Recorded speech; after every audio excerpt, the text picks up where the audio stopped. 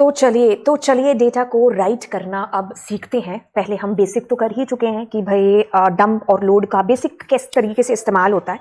तो अब हम यहाँ पर राइट और रीड, जिसको हम प्रॉपर तरीके से देख लेते हैं कि प्रोग्राम किस तरीके से हमें लिखना है। देखो, राइटिंग के लिए आप लिस्ट, नेस्टेड लिस्ट या डिक्शनरी का सहारा है जो ले सकते हो। इसके अलावा आप ट्यूपल की बात करते हो, स्ट्रिंग तो वैसे खैर आ ही जाएगा, डेटा है ना। तो आप कोई भी पाइथन ऑब्जेक्ट है जिसका इस्तेमाल करके डेटा को राइट करा सकते हो। देखो क्या चीज़ है, नेस्टेड लिस्ट से बेहद आसान है, डिक्शनरी से बेहद आसान है, लिस्ट से भी बेहद आसान है। लेकिन क्या हो जाता है कि एक जो है फंडा, वो आपको समझना होगा। आप डंप फंक्शन के ऊपर अपना ध्यान देंगे कि आप अगर डंप फंक्शन को बार बार यूज करेंगे ना अपनी फाइल में डेटा को पुट करने के लिए, तो आपको ये चीज ध्यान रखनी होगी कि डेटा लोड भी फिर उतनी बार आपको कराना पड़ेगा। आपने डंप फंक्शन 5 बार यूज किया तो मतलब 5 बार आपने डेटा इनपुट किया है, और फिर 5 बार आपको वापस से बाइट स्ट्रीम इनटू कराने के लिए, पाइथन ऑब्जेक्ट में कन्वर्ट कराने के लिए लोड फंक्शन को 5 ही बार जो है इस्तेमाल करना पड़ेगा। ठीक है, तो इसलिए हमारे जो प्रोग्राम जो आपको मतलब पेपर में मिलेगा ना, तो आपको उसमें देखना पड़ेगा कि आपको किससे बोला है, लिस्ट से, नेस्टेड लिस्ट से या डिक्शनरी से। ठीक है, अब आपसे किसी भी वे में पूछा गया हो, आपको तीनों वे के लिए तैयार है जो इसमें रहना है, तो मैं आपको तीनों तरीके से बताऊंगी कि आप राइट कैसे कर सकते हो अपने डेटा को। तो चलिए, अब सबसे पहले क्या करते हैं, हम लोग इंपोर्ट करते हैं किसको, पिकल मॉड्यूल को। अब एक फंक्शन ही बना लेते हैं, जैसे मैंने कहा बाय राइट से बना लिया। ठीक है, और मैंने क्या किया, पहले अपनी फाइल को ओपन करा लिया। ठीक है, तो मैं यही ले लेती हूँ byfile.wb मोड, ये मुझे बताने की जरूरत नहीं है। ठीक है, अब मैं क्या करती हूँ, एक इन्फिनिटी लूप चला लेती हूँ। आपकी मर्जी है, आप फॉर लूप यूज करो। फॉर लूप के लिए आपको पता होना चाहिए कि कितना डेटा आपको डालना है। आप व्हाइल यूज करो, लूप यूज करना इज नॉट ए मुद्दा हियर, मुद्दा is how to input the data in your binary file. ठीक है, तो मैं व्हाइल और मैंने कहा ट्रू। अब मैं क्या करती हूँ, लेट सपोज हम एक पुराना ट्रेडिशनल एग्जाम्पल ले लेते हैं। ठीक है, तो मैं पहले इनपुट करा लेती हूँ रोल।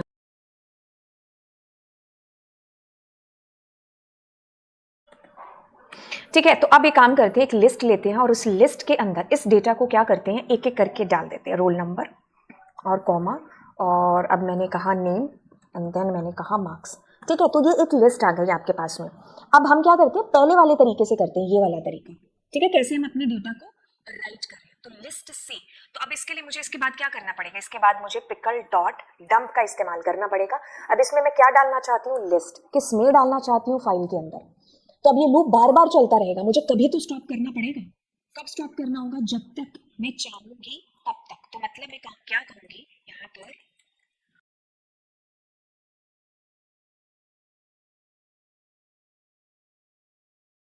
ब्रेक जरूर करना पड़ेगा हमें। ठीक है, ब्रेक नहीं करेंगे तो फिर इन्फिनिटी लूप है। ठीक है, तो ये हमारा एक बेसिक हो गया जिसमें मैंने एक फंक्शन इस्तेमाल किया, बाइनरी फाइल को WB मोड में ओपन किया, 4-5 चीजें ट्रेडिशनल जो हम रोल नंबर वो नंबर कुछ भी पूछा, लिस्ट में लिया और उसको बार बार डंप कर दिया, जब तक यूजर की चॉइस चाहती है तब तक ये चलता रहे।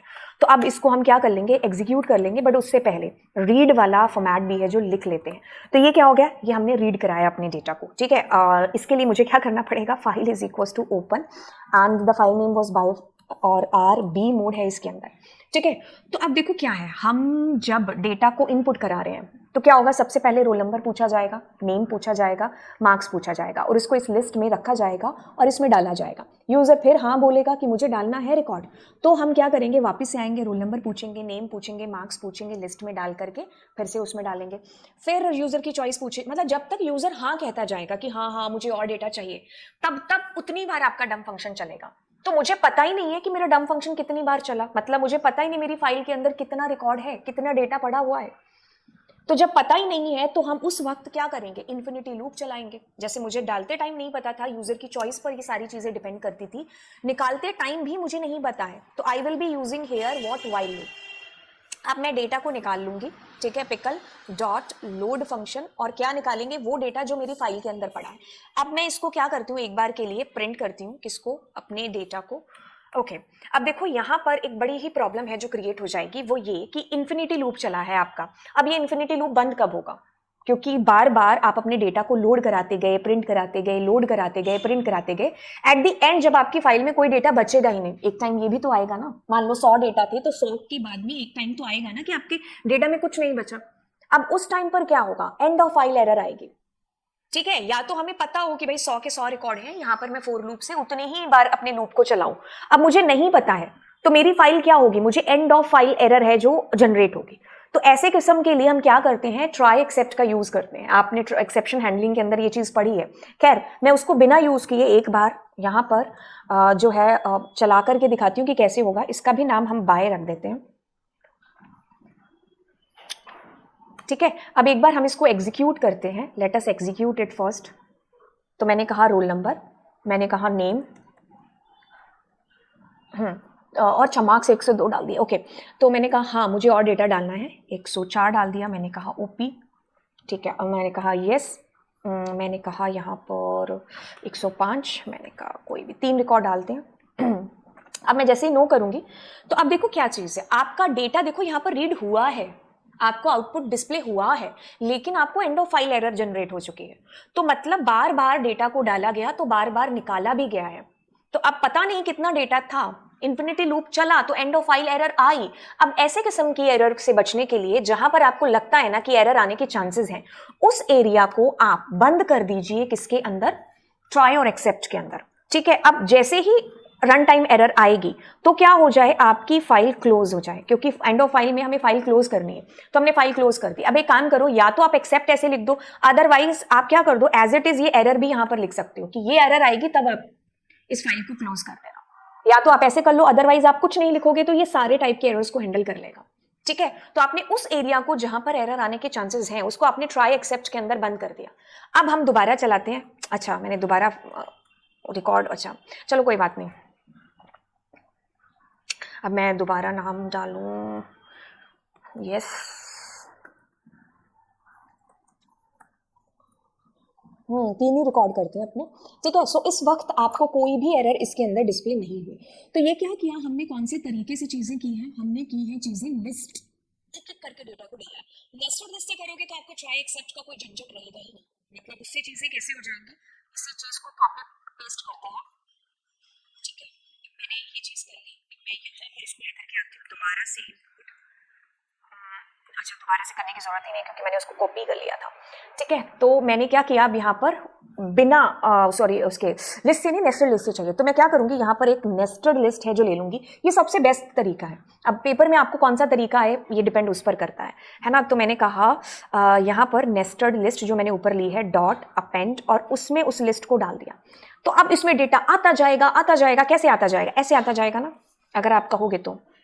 इसमें पहले रोल नंबर, फिर आपके पास नेम, फिर आपके पास मार्क्स, फिर अगले में आपके पास नेम मार्क्स, फिर अगले में नेम मार्क्स। ये चीज दोहराते जाओगे कब तक, जब तक यूजर की चॉइस आती जाएगी। जैसे यूजर की चॉइस खत्म होगी, ब्रेक करके आप लूप से बाहर आओगे, तब आप क्या कर दोगे, ये डंप कर दोगे, तब आप इस पिकल मॉड्यूल का इस्तेमाल कर लोगे। अब आपको क्या करना है, डंप, और डंप में आपको क्या है, नेस्टेड डालना है, किसके अंदर, फाइल के अंदर, ठीक है। तो आपने एक ही बार में डेटा को डंप किया है, तो एक ही बार के लिए आपको जरूरत नहीं है इतने तामझाम करने की। What you can do, simply आप पिकल मॉड्यूल का इस्तेमाल करेंगे और इसमें आपकी लिस्ट आ गई, सुपर्ब लिस्ट आ जाएगी।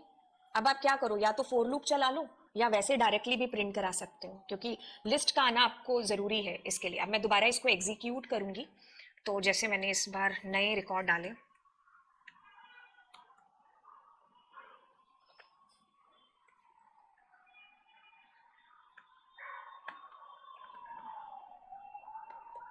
ठीक है। तो आपके पास में, अच्छा ये एक सेकेंड रुको, कौन सा रिकॉर्ड आया आपके पास, टीना का रिकॉर्ड आया, बाकी नहीं आया आपके पास में। ओके दैट्स माय बैड, मुझे इसको इधर करना चाहिए था, मैंने इसको लूप के अंदर ही कर दिया। Let us execute it again. मैंने कहा 1, मैंने कहा ओपी 90, यस 2, 45, यस 3, ठीक है, नो। तो अब आपके पास देखो नेस्टेड आ गई है ना। अब इसको आप कैसे भी कर सकते थे, जैसे अगर मैं इसी को हटाऊं और यहां पर फोर लूप का इस्तेमाल करूं, फोर,